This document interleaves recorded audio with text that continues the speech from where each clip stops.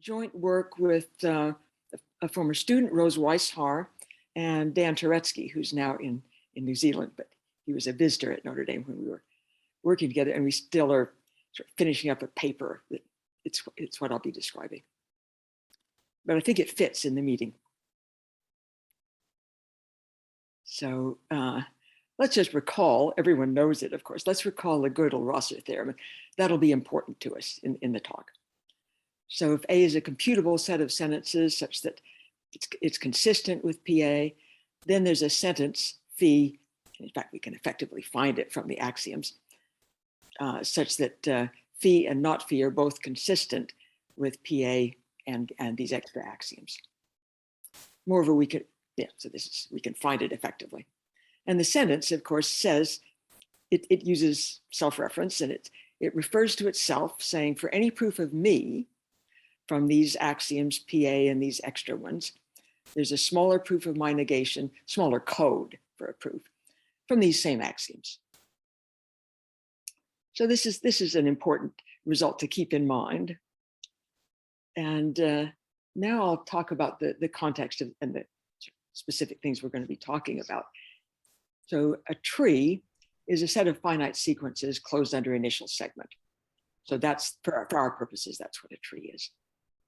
And the tree 2 to the less than omega is the set of all finite sequences from the set 2, which of course has the 2 elements, 0 and 1, if we think set theoretically. And the paths through this tree are the elements of Cantor space, the omega long sequences of zeros and ones. So that's one tree that's going to be important to us. A second tree that's going to be important to us, this is binary branching. The second tree is the set of all finite sequences from the set of natural numbers, which I denote by omega. And the paths through this tree are the omega long sequences of natural numbers, which are the elements of Baire space. So we're going to consider subtrees of this tree that gives us Cantor space and the one that gives us Baire space. And there's some trees of special interest, and they both involve paths that have a lot of self-awareness. So a computable tree, the first one it's a computable tree whose paths represent the completions of first order piano arithmetic, PA. And I'll recall how that tree is constructed in just a bit. So that's the first one. This is a binary branching tree. And then the second tree of special importance to us is, again, a computable tree, but its paths represent the complete diagrams, that is with constants naming the elements, complete diagrams of omega models of Cryptoplatic set theory. And I'll say a little bit about Cryptoplatic set theory and omega models also, but both of these involve these completions of piano arithmetic and the omega models of Cryptoplatic set theory. They give us the right to sort of talk about computable trees and indices for things. And there's a lot of, as I say, there's a lot of self-awareness there. Okay, so for piano arithmetic, there is a computable tree, and I'll say how we get it. This tree TPA, whose paths represent the completions of first order piano arithmetic. So we have a computable list, a natural one from the Gödel numberings for the sentences. There's a computable list of all sentences in the language of arithmetic. And for an element of 2 to the less than omega of length s, say sigma, sigma is, we're going to put it into the tree if there's no number less than or equal to s that codes a proof of falsity from the axioms of piano arithmetic and the sentences that we sort of get from that sigma. So the sentence is phi n if sigma of n is 1, one is a number less than s, or n is a number less than s, and not phi n, where n is a number where sigma of n is 0. So sigma is telling us yes, no for the first s many sentences on this list, and then we add those as axioms. And if we get we see, looking at numbers less than or equal to s, that this is inconsistent, we stop building. Okay, so these are the trees that we're going to be this is one of the two trees that we're especially interested in. So let me recall what are representable sets. Probably everyone here knows it, but I'm going to just recall it anyway. Let T be a theory in the language of arithmetic, and a set S is representable with respect to T if there's a formula with one free variable X, such that if N is in the set, then T proves phi of N, and if N is not in the set, then T proves not phi N. So it says T is actually proving that certain things satisfy phi, and the set of those things and don't satisfy phi, and the set of those things that do satisfy is S. So we write rep T for the family of these sets that are representable with respect to T. And for PA itself, rep T is the family of all computable sets, the same for any recursively axiomatizable extension. And so Scott examined what are the families of sets that could be the representable sets for various completions of PA. So these are not computably axiomatizable, of course, but we can ask about true arithmetic, we can ask about other completions. And so Scott was looking at these things, and he answered entirely that question. A Scott set is a family S, a subset of power set of omega, such that it has some closure properties. If A and B are in S, then the disjoint union is also in S. If A is in S and B is computable from A, then B is in S. And if T, well, it really, if we have a set that codes a tree that's in S, and it's a binary branching tree, and it's infinite, so it has a path, then T has a path in S. I should have said it's infinite there, but anyway.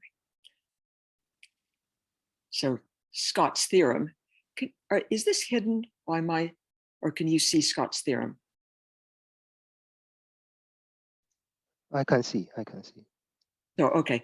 On my screen, it's hidden. But what Scott did was show that the families of sets that could serve as rep T for a completion of piano arithmetic are exactly the countable Scott sets. And just some ingredients of Scott's proof. So it's straightforward to show that for each completion T of PA, rep T is a Scott set. But to show that for each countable Scott set S, there is a completion of PA with rep T equal to that Scott set. So what Scott did was for each N, obtain an independent formula, phi N, which could code an arbitrary set, leaving the pi N part of the theory unchanged. So the formula phi N, it's based on something like the Gödel-Rosser, and it's based on iterates of a starting sentence that said, for any proof of me from the axioms of, from the axioms of PA and the pi N part of the theory, the true pi N sentences. So we don't refer to this, but we say which ones are true. There's a smaller proof of my negation from these axioms and the true pi N sentences. So we iterate that, and then we add in the instead of now PA, but it's PA plus we chose one or the other of a sentence, and then we choose the next one and so on. So this was how Scott obtained his independent formula. So he could code in an arbitrary set, making natural numbers satisfy phi n, and coding into another fragment of the theory, that set, without changing and into a specific bounded part of the theory, without changing the pi n part he'd already chosen. Okay, so the fact that for each completion of PA, the representable sets form a Scott family. So Scott actually got, as a piece of this, that any path through the tree TPA, any completion of PA, computes a path through each computable tree that has paths, so each infinite tree. Moreover, there's a uniform effective procedure that yields, once you know the index of the tree, you get the path. You get a computable index for the tree. Sorry, you get a computable index. You get the path. Knowing the index for the tree and having this fixed completion of PA to do the computing for you. Okay, so we get universality for these for the TPA. So some of that lies on top in ability to compute paths through binary branching trees, computable binary branching trees. And there's a result of Binns and Simpson that says we don't get any such tree for the omega branching trees.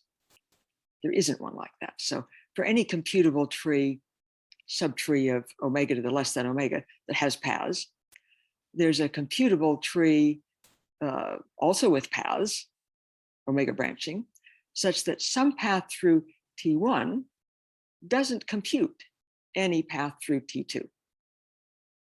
So we can't have anything like this TPA. No tree, no omega branching tree is going to serve like that. Whoops, now my slide isn't advancing. Why isn't it advancing? Oh,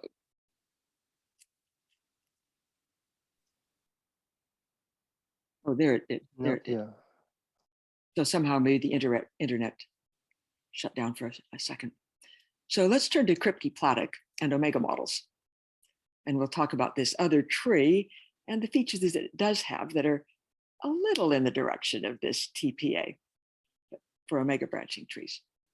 So Cryptoplatic set theory, it's a weak version of set theory with the usual axioms of extent, pairing, union, and I'm going to add infinity, plus schemata for induction and delta naught separation and delta naught collection. So the separation axioms are just for delta naught formulas, and the similarly for the collection axioms.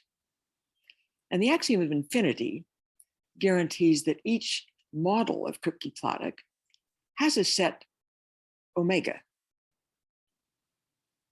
It has that infinite set, same as we do. An omega model of Cryptoplatic is a model in which the elements of omega are just the standard ones. They're the ones 0, 1, 2, 3, so on. So an omega model of Cryptoplatic, when it's looking at an omega branching tree that was computable, it knows the index of it. If it thinks it's got a path through it, that's a real path. The index is the same one that we look at in the real world. So omega models of Cryptoplatic compute a lot the way we do in the real world. Well, now again,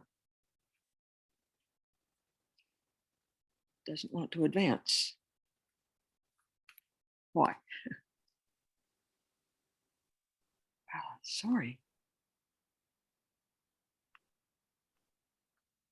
Maybe you stop sharing and sharing again. Does it help?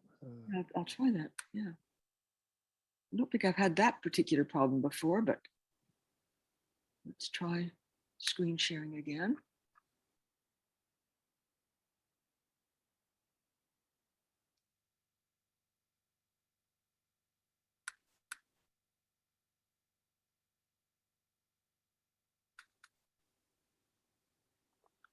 Okay, so now let's, yes. Okay. Okay.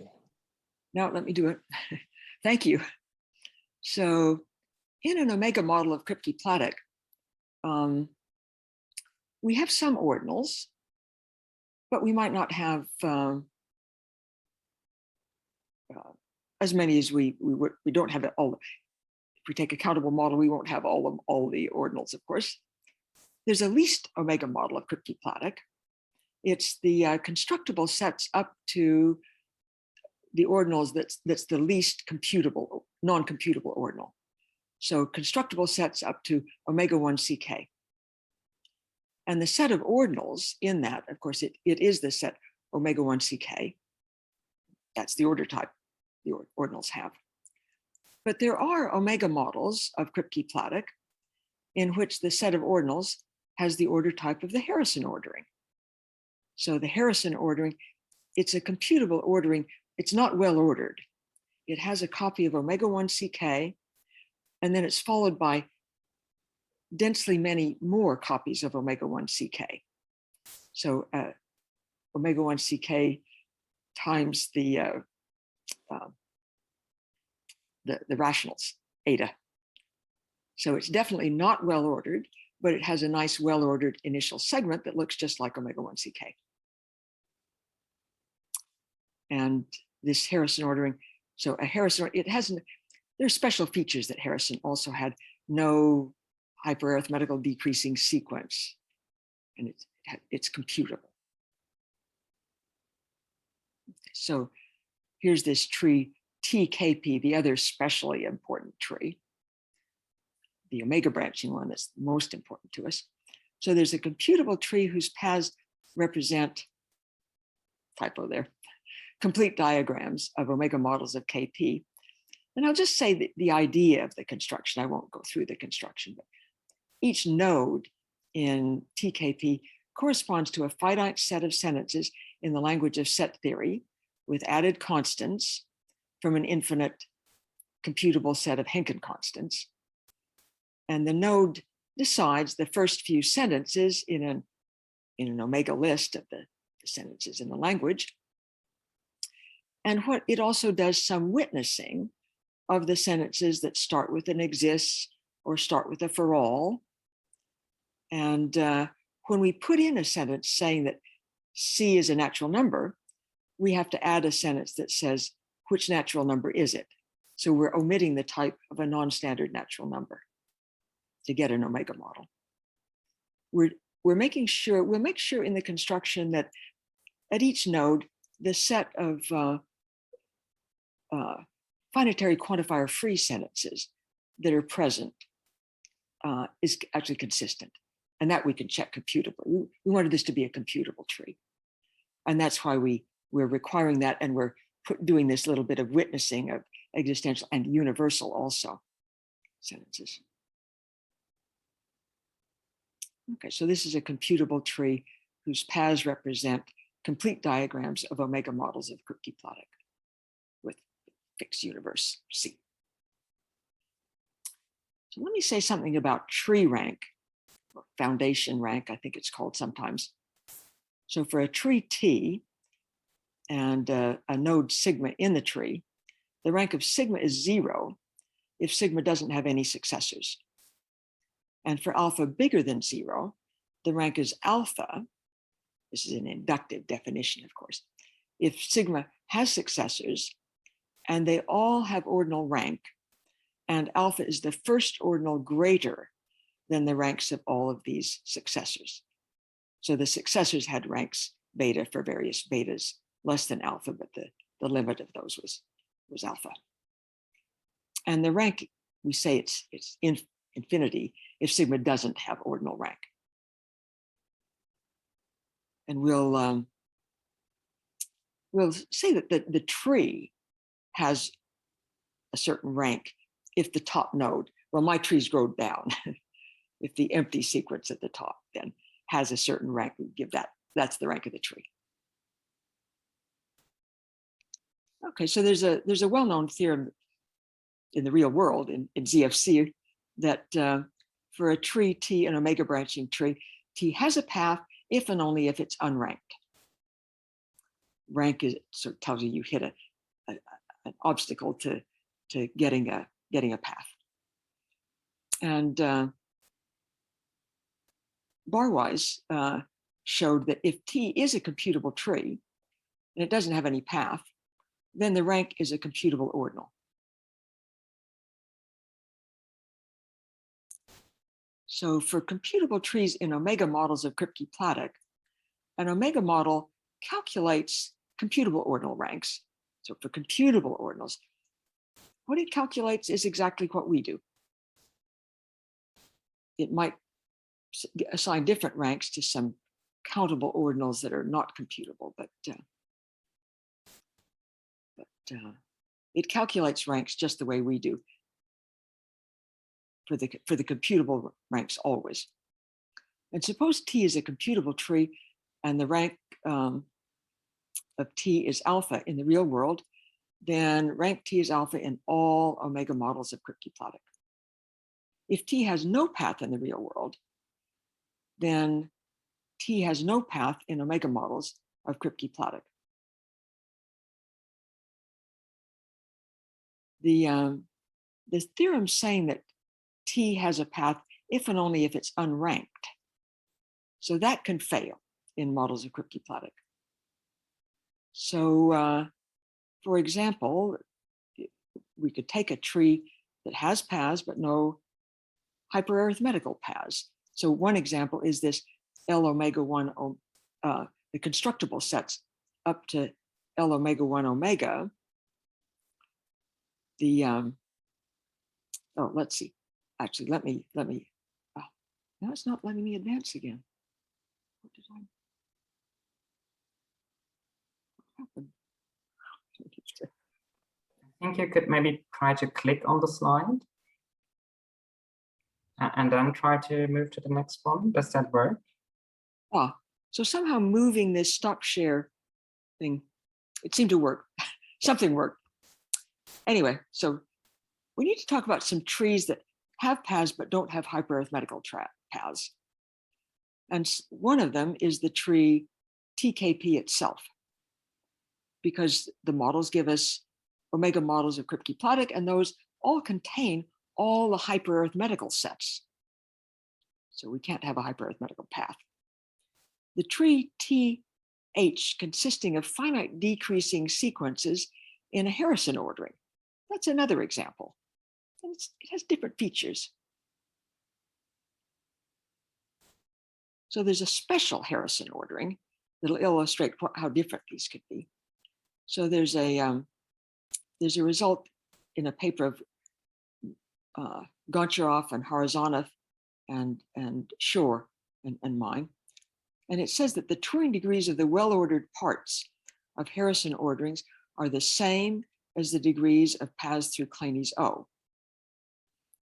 And there is a path through Claney's O that doesn't compute zero jump. We could make more fancy things, hyperarithmetical sets there, but this is good enough. And as a consequence, for a Harrison ordering H in which the well-ordered part doesn't compute zero jump, this TH has a path F that doesn't compute zero jump either. Moreover, we could take F extending any finite decreasing sequence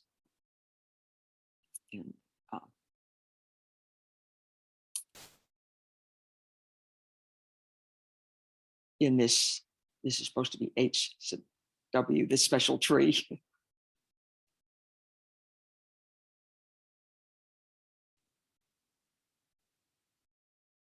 Okay, so there's a question about in models of Cryptoplatic, do we have the ordinal omega 1 CK? In the omega models, we have all the computable ordinals, but we might or might not have an ordinal that the model thinks is omega 1 CK. And we actually can say exactly when that happens. In omega models of Cryptoplatic, the following are equivalent. Every computable tree is ranked or has a path, and omega 1 CK exists. That is, there's a first ordinal that's not isomorphic to any computable ordering.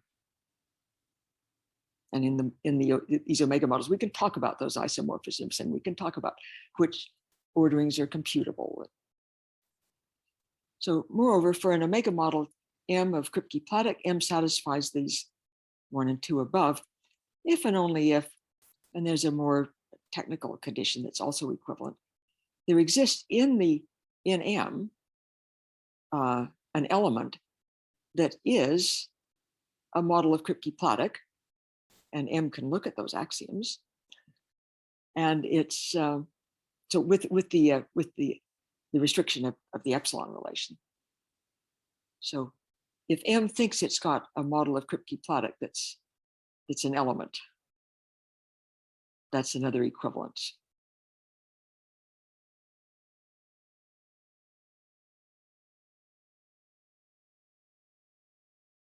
So there are trees with non-standard ranks. There are omega models of Cryptoplatic in which some computable trees have a rank. They appear to have a rank, but in the real world, we know they have paths. They don't have rank. So let T be a computable tree with paths, but no hyperarithmetical path. Then we know that T has nodes of all computable ordinal ranks. And then using a version of compactness that's infinitary. So I'm attributing it to Barwise and Kreisel. Kreisel really had the idea initially. So Barwise and Kreisel theorem says, if you have a pi11 set of computable infinitary sentences and every delta 11 subset is consistent, then the whole set is consistent. So that's the version I'm thinking of. But using that, or using, I suppose, Gandy basis. Gandy's theorem, you can get something like this. Anyway, we can get an omega model of Cryptoplatic with some node in this tree T. And of course, it's a standard node, but it has non-standard rank. It has rank bigger than all the computable ordinals, and the pi11 set of sentences that we're interested in says you're bigger than this ordinal, the rank is bigger than this ordinal, it's bigger than that computable ordinal, it's bigger than that computable ordinal, dot, dot, dot.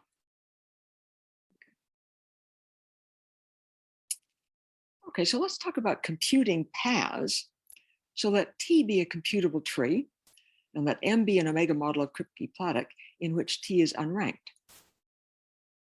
Then, if we look at the diagram, the complete diagram of this model, it can compute a path. It looks for the unranked nodes, and it can see which ones are unranked. And it takes the top node, and it takes the first node it comes to at level 1 that's unranked, and it has one. First successor of that that's unranked, and it has one, and so on. So it computes a path. There's a theorem of Weishar that's just very, very interesting. It says let T1 and T2 be computable trees, and let M be an omega model of Cryptoplatic in which T1 and T2 both have non-standard ranks, where the rank of T1 is less than or equal to the rank of T2. So M is looking at these ranks, and it sees the rank of one tree is lower than the other,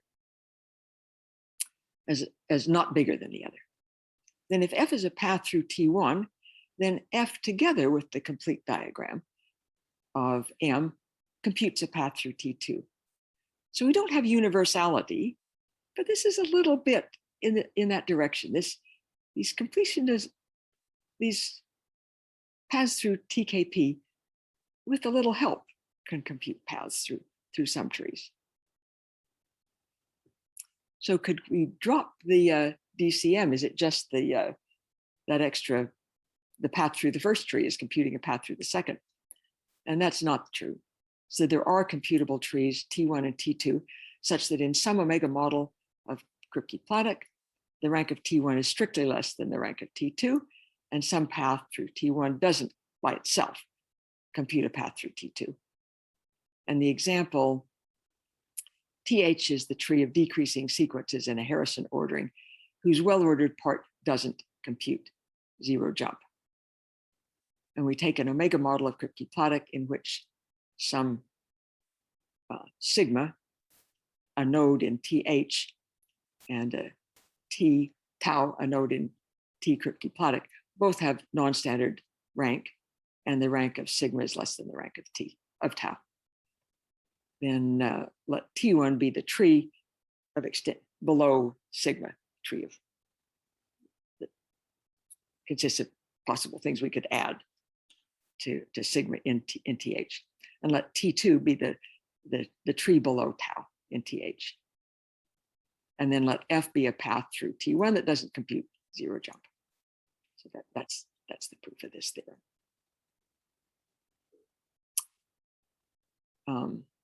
There is a computable tree that has no hyperarithmetical path. It does have paths, and it's not ranked in any omega model of Cryptoplatic. And here the main ingredient of the proof is Klein's recursion theorem. And this was something I was discussing with a few participants just after Liev's talk. I think this must have been inspired. I think Klein must have been noodling around and thinking of Gödel's self-referential lemma in some way. He couldn't have set out to prove the recursion theorem, but he must have been thinking in some way of self-reference. And maybe he knew other people's interpretations of self-reference and what you got from it. But it must go back to that. So the tree in the theorem here is constructed so that its paths represent jump structures over an ordering of type omega plus the Kleene-Brouwer ordering of T. So we have to sort of refer to T when we're discovering this, when we're defining this. So TKB is the Kleene-Brouwer ordering on T, and this jump hierarchy. So we're just giving us a structure that sort of codes the iterates of the jump function through the ordinals less than this, through the elements of this order type, elements of this ordering.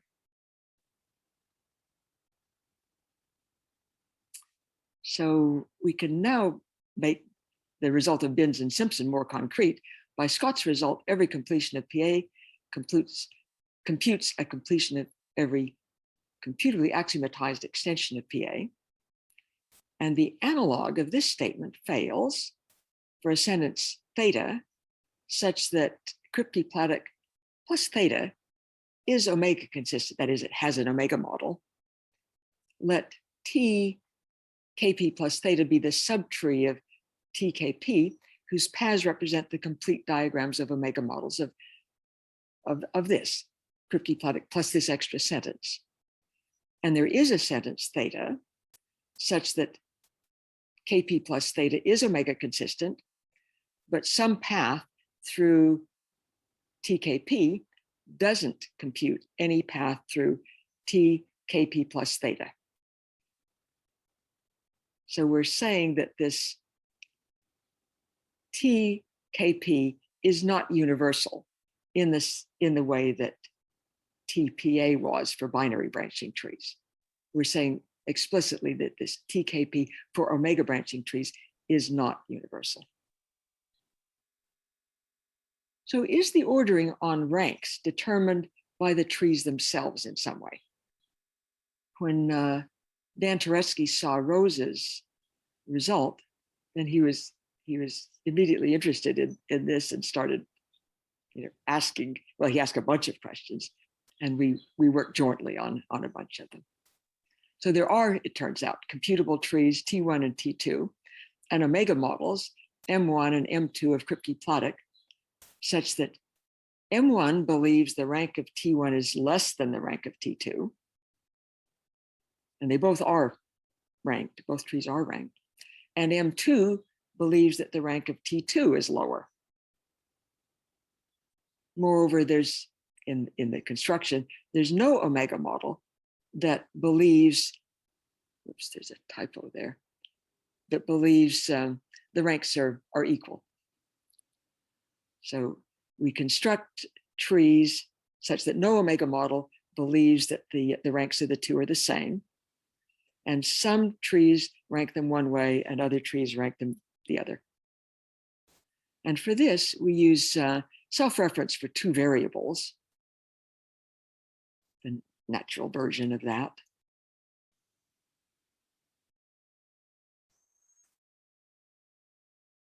Let me say something more about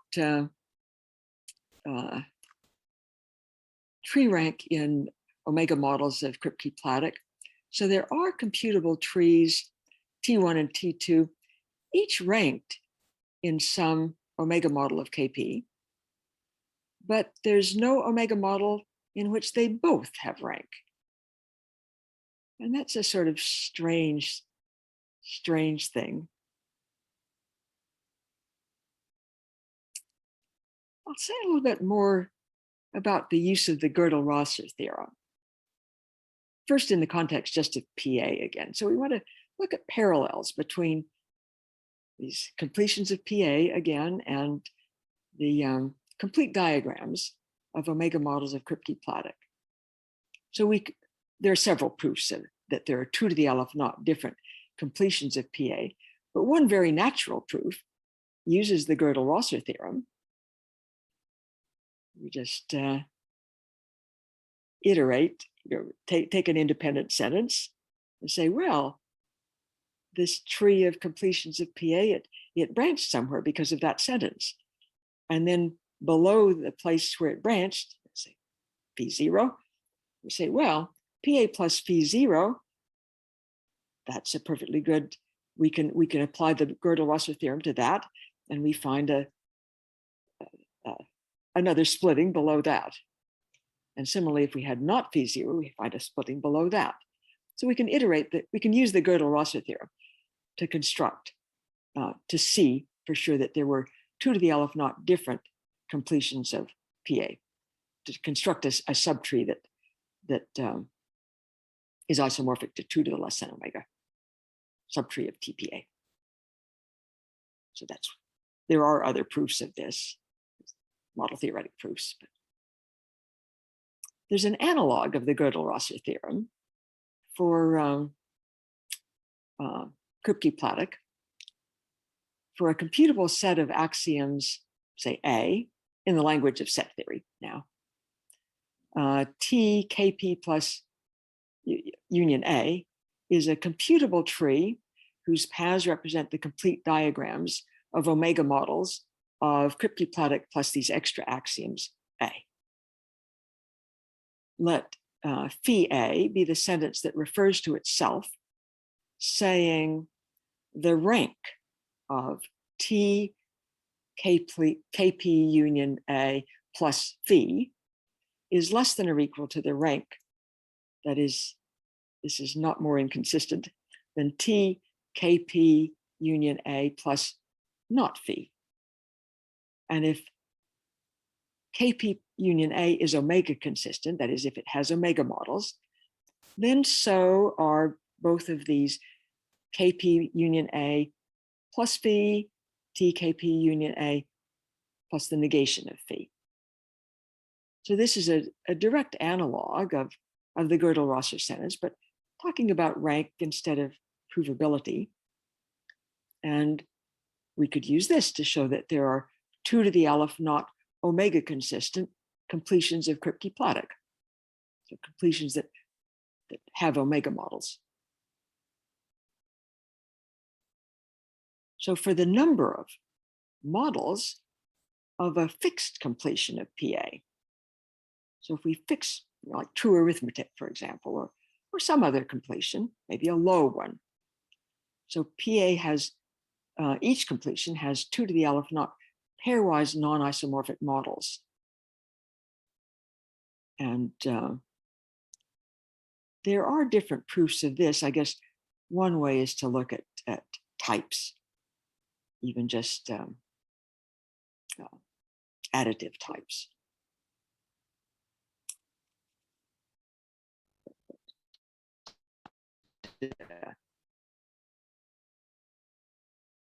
some elements. For omega consistent completions of PA, the number of non-isomorphic omega models, that can vary according to the completion. So it's not a direct analog. So for the theory of L omega 1, so omega 1, the first uncountable ordinal. But that theory has a bunch of countable omega models. And in fact, there are 2 to the Aleph naught of them. For the theory of L omega 1 CK, this minimum omega model of Cryptoplatic. So that theory has just one omega model. Just L omega 1 CK is the only one up to isomorphism. So there's a difference here. There are some non-minimality questions. For any completion T1 of PA, there's another completion of strictly lower Turing degree. And one way to see this, of course, is Scott's theorem. You know, we took the T1, we took its family of representable sets, and each of those representable sets has degree less than the theory. And but one of those is another completion of PA. So that's one way to see this. There are other proofs. But the analogous theorem, the analogous statement about complete diagrams of omega models of Cryptoplatic is also true. We don't exactly talk about the representable sets, but let M be an omega model of Cryptoplatic. And there is another omega model of Cryptoplatic whose complete diagram has strictly lower Turing degree. So again, we have the fact that this tree, this computable infinitely branching tree, now has no minimal, the degrees of its paths has no minimal element, that set of degrees. So it's a parallel. There's another non-minimality result. Jockusch, when I didn't know any computability to speak of, Carl Jockusch began asking me some questions about minimality, and he was asking about, well, these were some of his questions. Was there a minimal, non-standard model of true arithmetic whose degree could be minimal? And in fact, it can't even be minimal among copies of itself eventually. So these questions, I didn't know anything, and then I learned a little bit more, and I would come back to these questions of Jockusch. It took 18 years for me to actually answer these minimality questions of Jockusch. So for non-standard model of PA, there is some isomorphic copy of it that has strictly lower Turing degree. And for omega models of Cryptoplatic, I have no idea about that, whether the minimality questions, I haven't really worked on this. It occurred to me as I was preparing this talk that might be interesting to look at. And I don't have any idea. It might be easy, it might be hard. So that's actually all I had prepared to say. And I hope some of you have questions or comments. Okay, thank you very much.